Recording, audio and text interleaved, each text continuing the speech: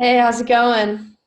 I'm doing good. How about yourself? Doing pretty good, pretty good. It's cooling down a little bit, so that kind of makes me happy. I don't know about you, but It's sounds football good. weather. What'd you say? It's football weather. Oh yeah, no, it's great. Well, again, appreciate you doing this. I'll jump right in. So, obviously, you guys have had a couple big wins in a row here. What's the attitude, I guess you could say, the vibe with the team right now after those wins? I mean, pretty confident considering things, how we started and how we've been able to play as of recently. Just understanding that if we can play together, if we can play as a team, play assignment sound, we have an opportunity to win football games. You know, you and I have talked a lot about defense lately, the fundamentals, like a play by play attitude. What have you seen growth wise from them? I mean, just allowing 16 points last game. Yeah. Just those fundamental things were being executed each play. The amount of turnovers that we were able to get, the amount of tackles for loss, us playing in our opponent's backfield, those type of things. Those are results of us playing fast. And that only happens if we know our assignment, we're able to get lined up, we're able to make fundamental reads and get to the football. So all of the things that we kind of talked about this past few weeks kind of culminated, and we were able to see that on Friday. Mhm.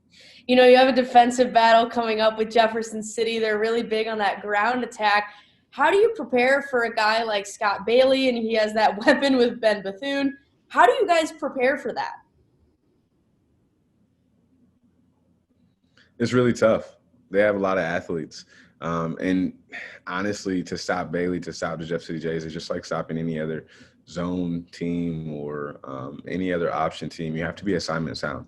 At the end of the day, the ball can go to three carriers at any point.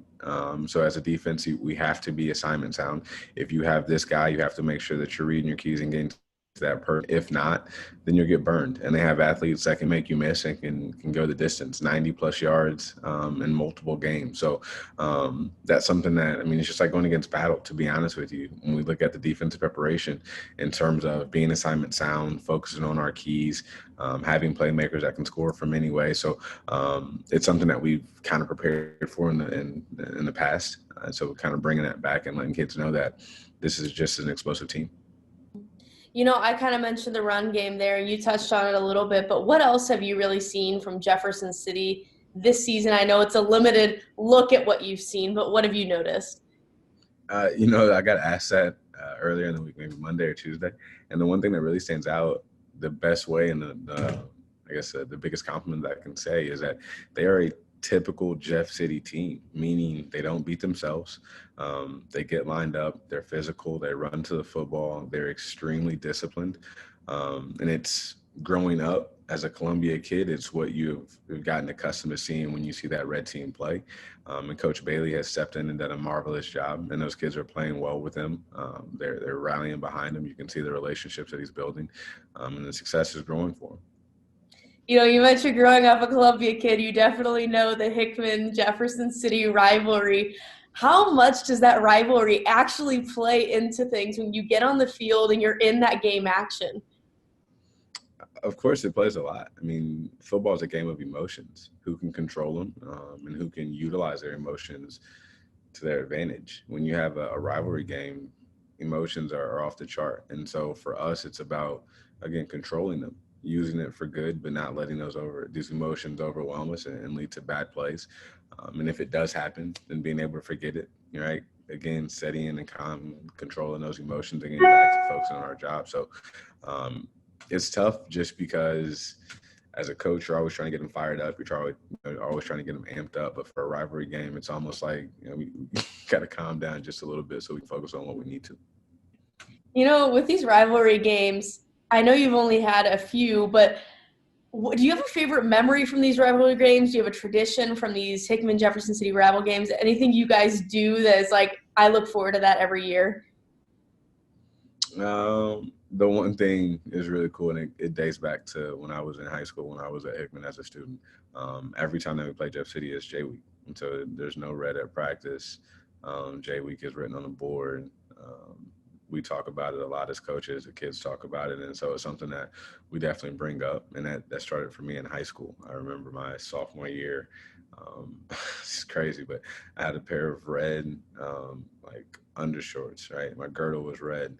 And Coach Monroe saw my red girdle underneath my pads and made me run because I had red underwear on.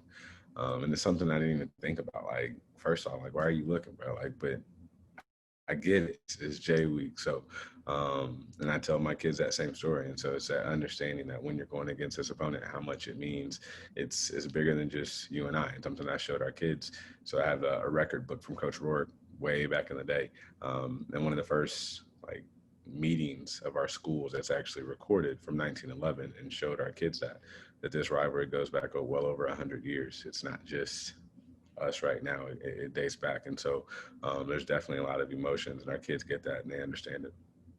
What is it like? You touched on a little bit for you to be a coach. You were a player with this rivalry. Now you're a coach of this rivalry. What are some of the differences? How does it feel to be back years later doing this again? Well, it's cool. Just, again, being able to relive those emotions, those feelings that I had in high school, and then being able to see those things in my kids now. It's an awesome kind of a 360 experience. And I don't think very many people are able to have that opportunity. And so it's something I don't take for granted. And I, again, cherish just being a part of it. The crowds are, I'm sure, a big part of those rivalry games every year. Obviously, this year is a little different. How does it feel to know your your Hickman community and the Jefferson City community won't get to participate to the extent they usually get to? I mean, at this point, it's normal. It's not like this is week one, but um, even though they're not there, I know that they're support, and I know that they're there in the spirit. Again, 1894, I believe, is the first time that Columbia High School played football, and I'm sure we played Jeff City High School pretty close to that. So it's not just something that these kids right now and these families care about. It's something that for a lot of the Columbia community, a lot of people care about. And so even if they're not there, that it's something that they care about. It's something that they want to know. It's something that they're interested in. I imagine Saturday morning, the Tribune, the Missourian people will be wanting to flock to it to see the results, to see how things go. And it's not because it's like, oh, it's this huge game, but just because I'm a QB and I want to know how they did against the Jays. I think that's how all QBs feel. Have you really felt that support from this community? We mentioned, it's not week one. It's kind of normal at this point, but how much support have you felt from this community despite all the things happening, all the restrictions, not being able to come to games as they would like to? It's been kind of crazy, to be honest with you, because there's some that are in 100% support of us playing and wanting us to be out there, wanting the kids to be there. There's others who don't feel as though this is the best interest for kids. And so it's not necessarily QP saying that they don't want football or they're not supporting of their boys playing or they don't care about the program or the kids or anything like that. It's just overall the safety of kids. And I think that's where the split has been. So it has nothing to do with the kids, you know what I mean? Just in terms of wanting to support them. It's just, do you feel like the best way to support them is through them playing or through them not? But either way, I feel as though since we've been going and things have we've gotten a routine of things throughout the season.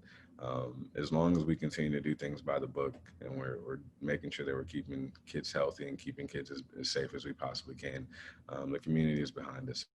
The community is us to do well and wants things for kids and wants a safe avenue. So I felt, as a head coach, I felt supportive. My parents are very, very supportive. They want to